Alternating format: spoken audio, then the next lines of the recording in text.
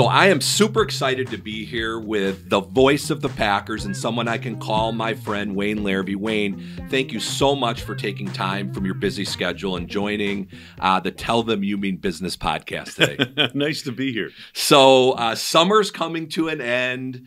The Packers are getting ready to start the season. And before we get into the specifics about the Packers, I just want to talk about you in general. When did you first realize that you wanted to do radio, play-by-play, and do all that kind of stuff? Probably when I was like a junior in high school or something like that. I thought the easy job would be to become a teacher, and then I started looking at what we were doing to teachers, and I said, no, I don't think I want any part of that. But, you know, I kind of started to gravitate toward, I was playing sports and that type of thing, so I said, you know what? This would be something I'd be interested in. So I went to college specifically to get into broadcasting. Okay. And when you were in high school and were thinking about it, did you do any type broadcasting stuff then? Or was it really just playing sports then and thinking about it after high school? No, not really. I didn't really get on the air until I got to college. And that's when that's when I started to find out, number one, can I do this? Number two, do I like doing this? When I look at where you started, the first thing that my crack staff told me is that in I don't know, the city in Texas. In 1975, you did some work for KGRO Radio. Is that where it all began? Well, in Pampa, Texas, it didn't really begin there because I had been working commercially when I was in college on weekends. So, but the Pampa job came up, and I took a semester out of school. I was going to college at Emerson College in Boston. And, you know, I was working at a radio station in Great Barrington about 2 hours away. And I used to go home on weekends and work at that radio station, roll records, read news, that kind of thing on Saturdays and Sundays, and then go back to Boston for school during the week. So in the course of that time, I would pick up this thing called Broadcasting Magazine. It was, you know, like any other business journal except for broadcasting. And I started applying to these blind ads just to see. And this one thing came through, and it turned out to be Pampa, Texas, which is a town of maybe 75 to 100 miles northwest of Amarillo up in the Texas Panhandle. And it was great. It was Friday Night Lights. They brought me in to do high school football, and they promised my parents they'd send me back for the second semester at school that year. And that's how it worked out. And it was great. For people that don't understand high school football in Texas, it's wild there. My daughter actually lives in Dallas, and I've been down there and seen some of these stadiums where these high school kids play. It's wild. Well, Pampa, Texas in 1975 was a town of 25,000 people. So a decent-sized town. But the two tallest structures in the town were the grain silos by the Jimmy Dean Sausage Factory and the press box of the football stadium. And every Friday night, 15,000 people would show up to see the Pampa Harvesters play. And it was religion. It really was. On Tuesday, the coach would break down the coaching film publicly for, you know, the booster club and all that. It was really something else. And from there, did you go to Iowa to do the University of Iowa games? Well, after I graduated from Emerson in 1977, I got a good break because I had this experience. I got a break in doing Iowa football. They hired me at KSTT in Davenport, Iowa, to come out there and do Iowa football. And this is back in the day. Now, I was fortunate.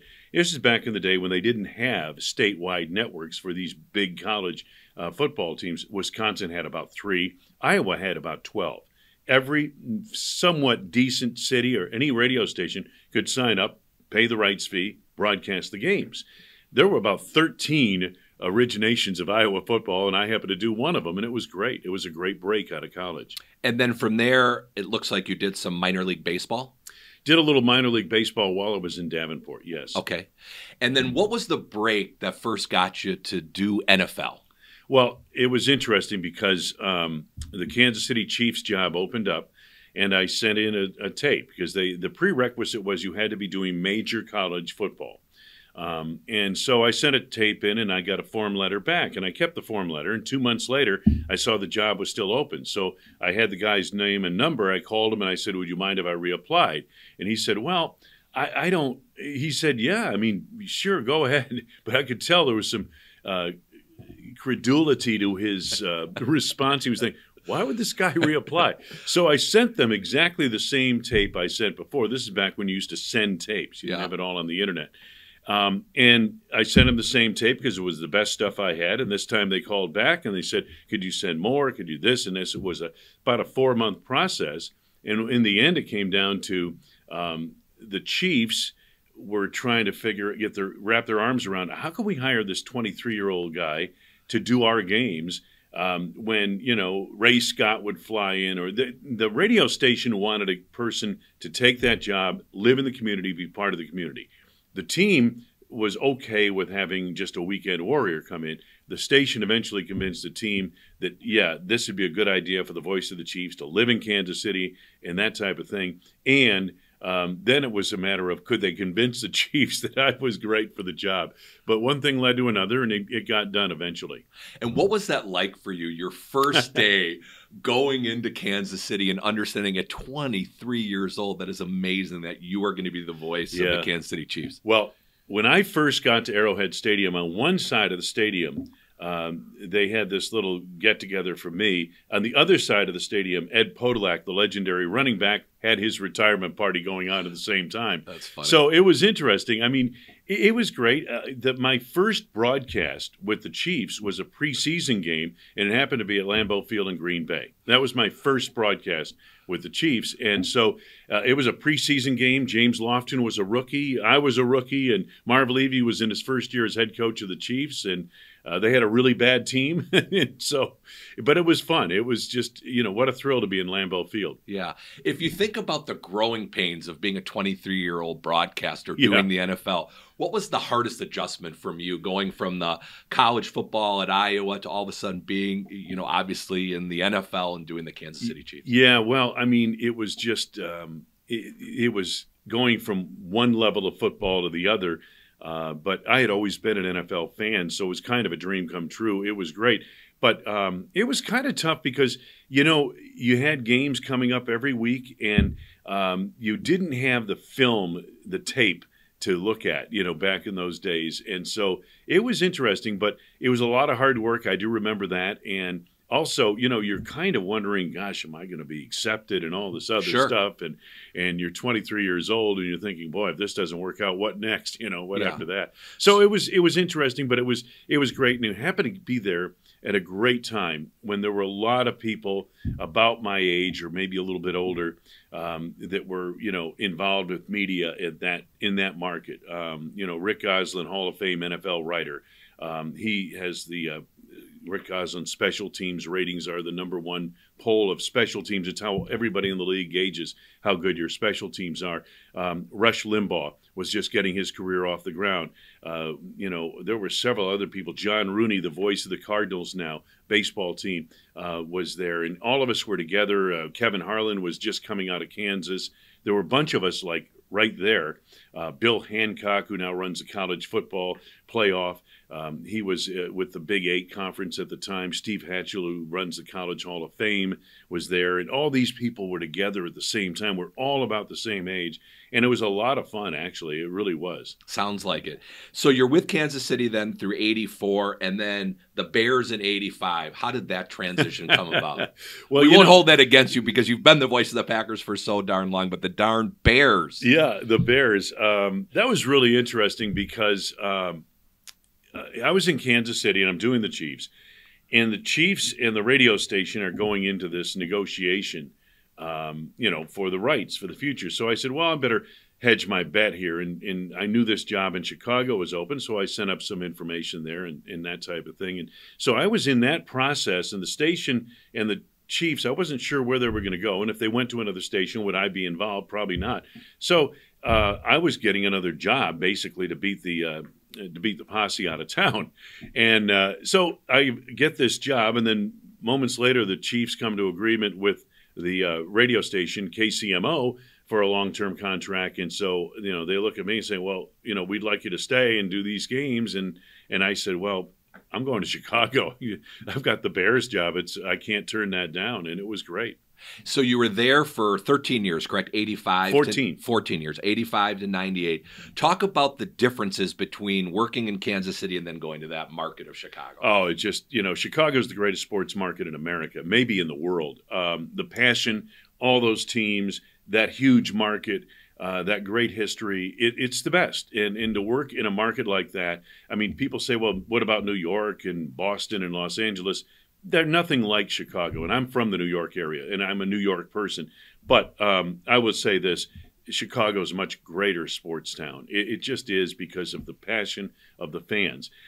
You have on the south side White Sox fans, on the north side Cubs fans.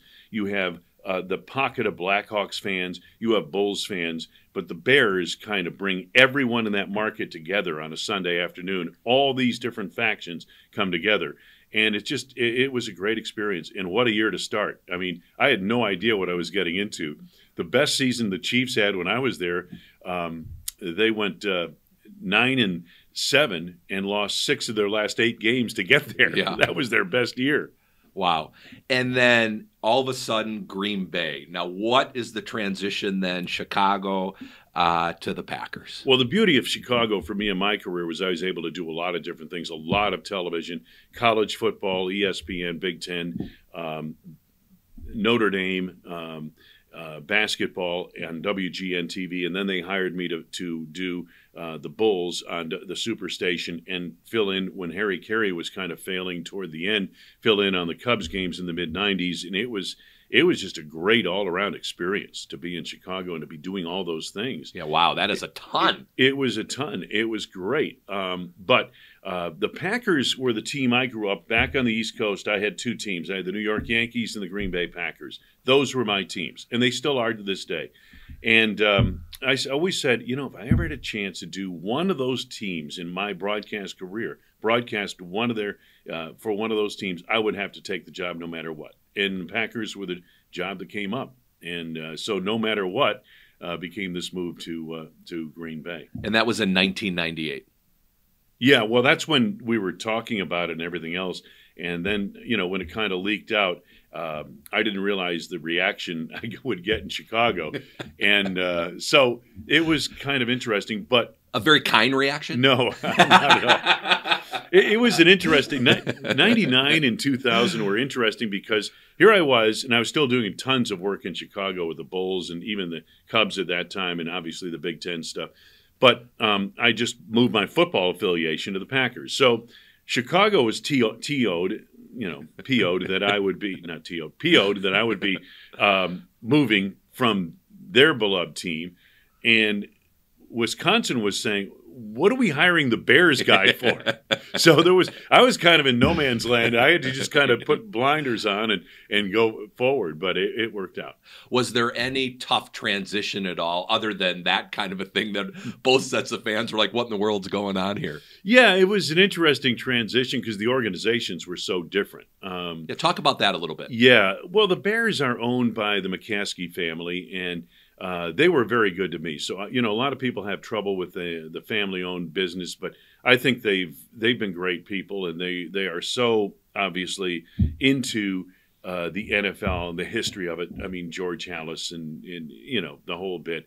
You know, but they always had trouble coming up with consistently good teams. I got there when they were at their zenith, the '85 Bears, and for the next 4 years, the Bears were the best team in the league. They didn't win, but they were the best team in the league, and it was an interesting run. It was like being part of a rock group when we traveled. But the thing about the Bears was, okay, it's all family type thing. So you had relationships like that. You get to Green Bay, and it's more of a corporate thing. By that I mean there's no one single owner of this team. There's no Jerry Jones. There's no Michael McCaskey. There's none of that. It's kind of, you know, there's Bob Harlan. Yeah. And he's running it and keeping, and you got the feeling he was more like taking care of the store. So it was a very different feel from an organizational standpoint. The football side was about the same. Talk about the most memorable moments you have of calling Green Bay Packer games. Is there anything that sticks out, one or two things that you'll just always remember, always be at the forefront? Or has there just been so many after all these years, it's hard to... I think the first game Larry and I did, the first regular season game, the Raiders and Packers, John Gruden's Raiders are really good, and Brett Favre led the Packers on a touchdown drive. I think he hit Jeff Thomas into the south end zone with a touchdown pass to win it in the final seconds. It was a great, very emotional day. Favre was spent on the sidelines, emotional after the game, and crying and the whole bit. It was just a really emotional opener at Lambeau Field. And I had my 2 kids with me. One of them, my youngest, was my spotter now. He was taking over that job. And my other oldest son was in his first year at Wisconsin. And so I wanted them to both be at this game, the opening first game.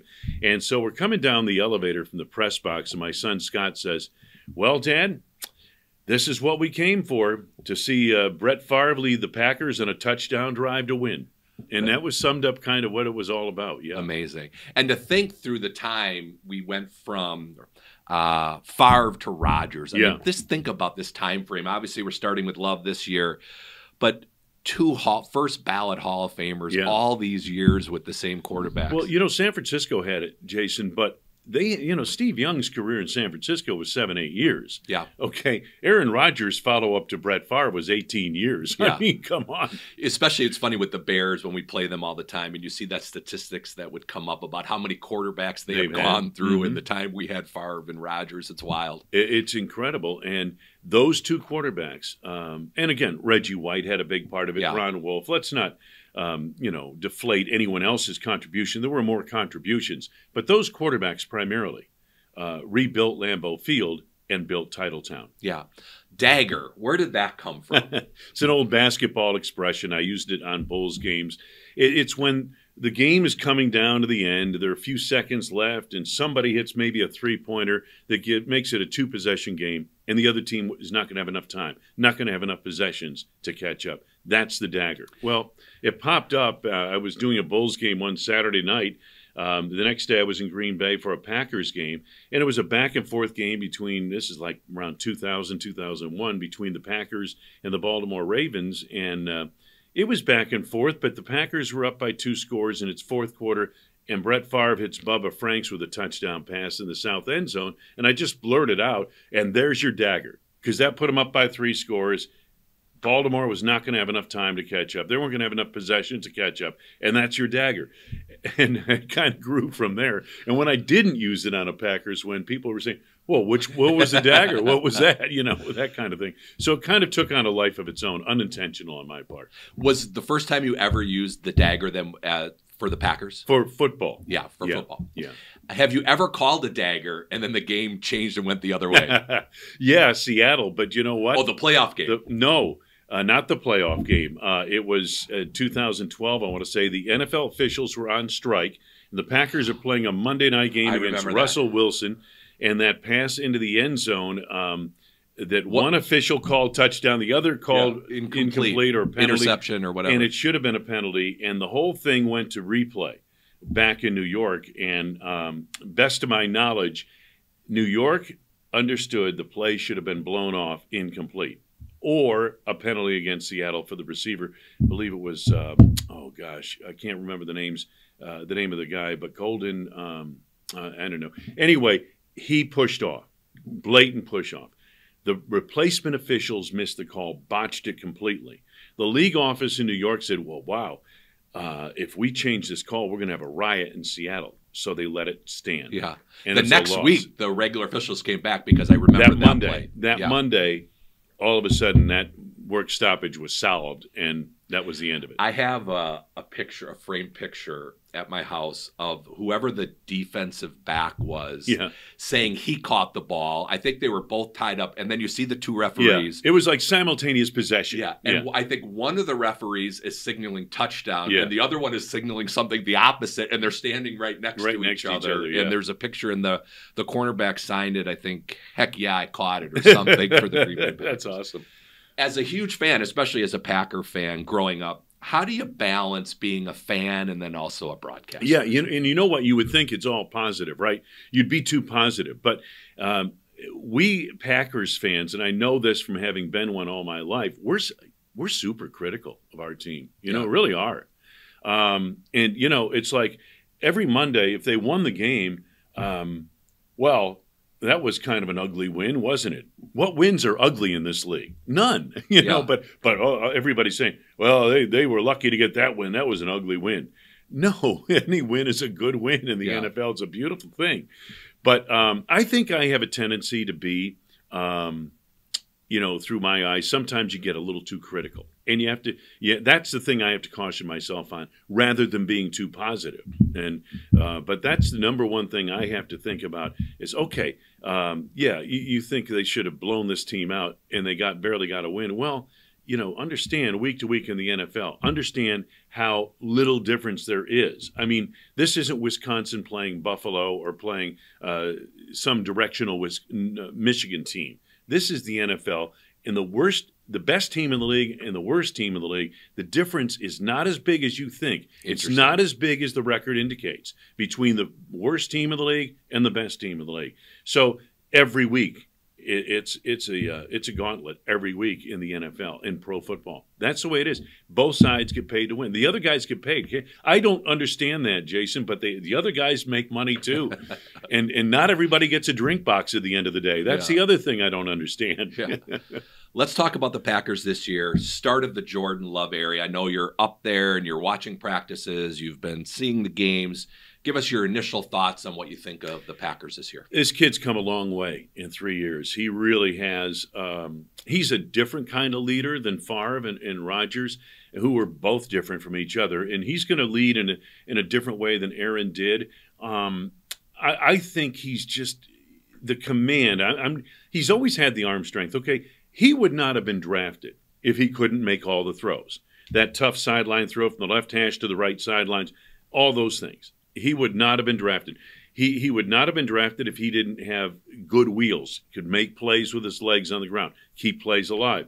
He's got all the physical attributes and always has. Now, what he's learned over the last 2 years under Aaron Rodgers is how to play the position.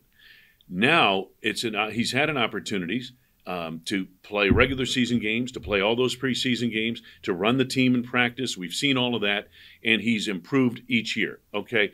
Made wonderful strides. Thought he looked really good in the preseason this year. Both in practice, where he's had some ups and downs there, as everybody does. But you have to understand, and all these writers write about practice like it's a game. It's not. It's practice. And when you're in training camp as a quarterback, and Rodgers used to do this all the time, you're going to make a throw to a guy who's well covered that you would never make during a game. Why are you throwing it there? Well, you want to see if that guy can make the contested catch, okay? And that's why you do so. Oh, he got picked off today, and he had 2 interceptions, and this, that, and the other thing, and we're talking practice, okay, not the game. And so they're experimenting in practice and even some of the preseason games. But once you get to the regular season, it's a whole different story. That's what you have to evaluate a quarterback on. And the thing you don't know about the quarterback, all these guys are talented. They all have the skills. What you don't know is the it factor. And you won't know until that quarterback is in an NFL regular season game playing against a defense that is schemed to stop him. So don't tell me, oh, Philadelphia was great last year. They weren't geared up to stop Jordan Love. Kansas City 2 years ago, when Jordan had to start for Aaron, he had COVID. Aaron had COVID. He didn't have, Matt LaFleur said he didn't have a good game plan for Jordan Love in that game. And by the way, despite the problems Love had in that game, I thought his fourth quarter was tremendous. He led the Packers on a touchdown drive, made a game of it. Yep.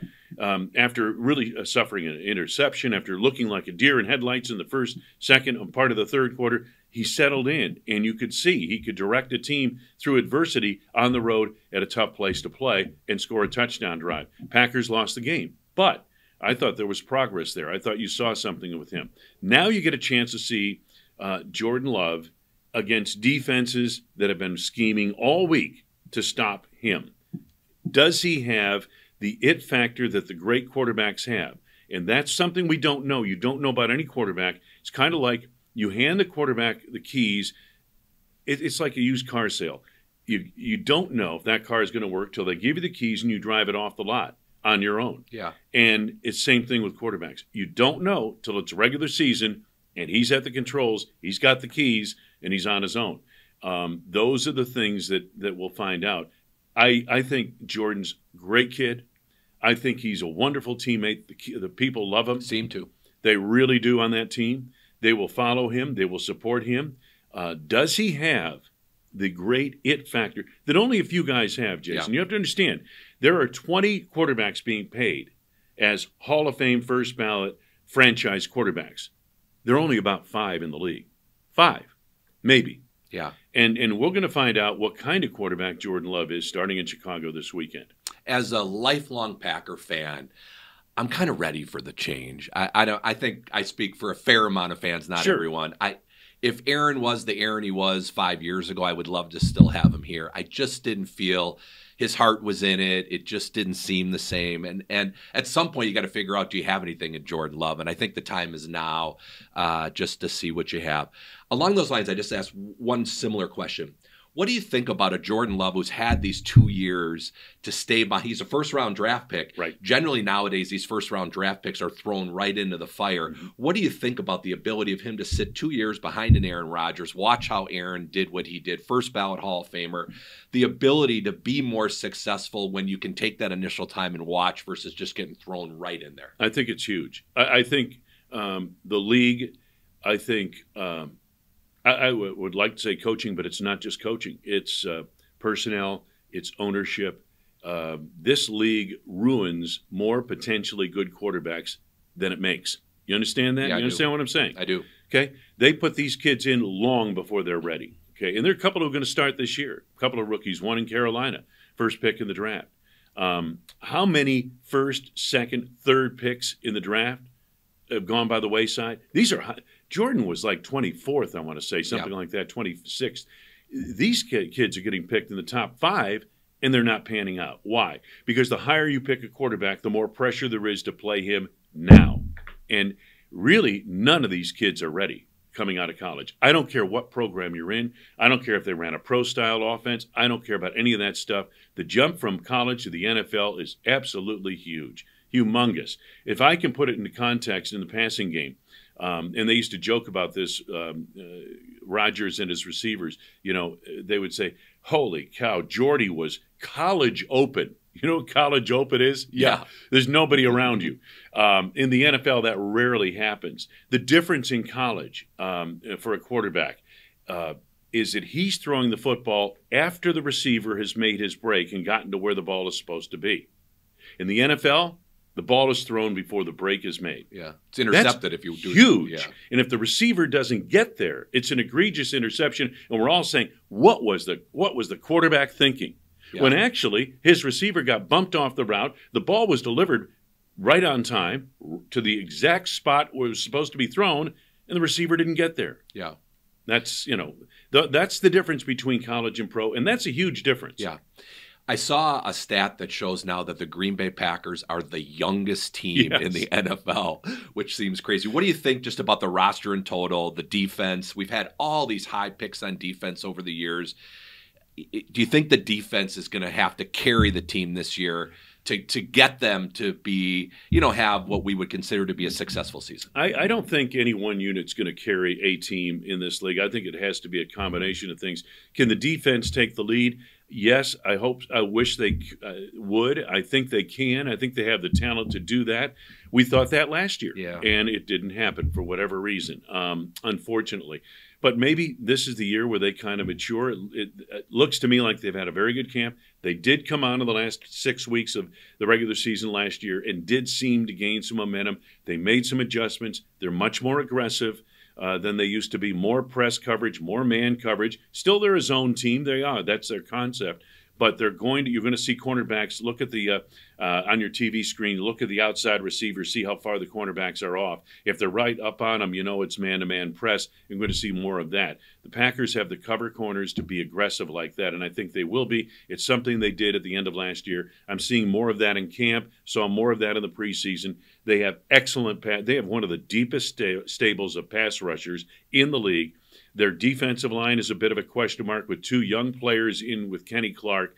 But, Devontae Wyatt looks like he's going to blossom big time. First-round draft choice at defensive end. And then T.J. Slayton appeared to be much more consistent in what I saw in practice and in games. He's the big nose tackle.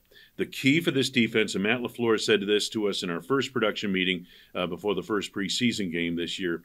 We asked about the defense. He said, well, are they going to stick their nose in there against the run? Are they going to stop the run? And that's the biggest thing to note with this defense or any defense. I know this is a pass-first league and all this other stuff, but if you can't stop the run, even in today's NFL, then you're not a good defense. And the Packers have struggled in that area in recent years. If they stop the run, Jason, I guarantee they'll be a top 10 defense because they can cover the pass. Well, I am so excited for Packers season. I was hoping it was this weekend. I always forget that this weekend there's nothing going on. College football starts, which is exciting. Exciting, yeah. But Sunday against the Bears, I mean, it is going to be a great way to kick it off. We're, proud that we're a sponsor of the Green Bay Packer Radio. Thank you for doing our ads. You do such a great job. And just thank you for being the voice of the Packers on Sunday, for me to listen to you, hear your voice, hear you call it. It's so exciting, and you've done such a great job. And all of us here in Wisconsin and everywhere that our Packer fans are lucky to have you. So, Wayne, thank you for that. Before I let you go, we have all of our guests play a little trivia game. We call it the Hupy Hot Seat. Today is football safety edition. My crack staff puts this together, and I have 3 questions we're going to have you answer just for fun. Question number 1. NFL players have what % chance of sustaining a concussion during their career? A, 8%, B, 28%, or C, 48%?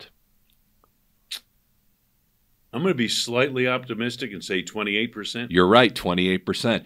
Crazy. It's that high. One of the things I want to ask you, that thing they put on the outside of their helmets now I see on practice, what is that? That shield? They use that for the first few weeks of training camp and in the regular, just through the preseason in practice. It's for linemen, tight ends, both linemen, both offense and defense, maybe linebackers in some cases. Guys who are going to be playing close and collisions might occur. Helmet to helmet could happen, and it just prevents any kind of concussion from happening. So it's another layer of support above the helmet. Above the helmet, okay. Yeah. I think what they're going to try to figure out is how to get that below the helmet eventually. But I think the helmet technology has come a long way. Yeah, from the leather helmets. 10 years, actually. Okay, question number 2. What is the most common football-related injury? Is it an ankle sprain, wrist or hand injuries, or knee injuries? Most common. I would say the ankle. Okay. The answer actually is knee. Knee. And it says here that knee injuries account for 20% of all injuries suffered by NFL players. Wow. Who knows why? Lastly, true or false, the NFL has reduced the number of full contact practices during the regular season to minimize wear and tear on the players. Yes, true. Yeah. Very true. It seems like the players aren't practicing hardly at all with this new collective bargaining, doesn't it? I mean, you look back, it just seems wild how few contact practices these guys have. It's amazing to me, and I've seen it now 46 years in the league. It's amazing to see where we've gone with the physical contact in practice and where it was at one time and where it is today. Yeah. But it's probably, as my partner Larry McCarron says, and he was back in the era that I speak of where, 2-a-day practices, physical hitting, even during the regular season there was hitting going on in practice, okay?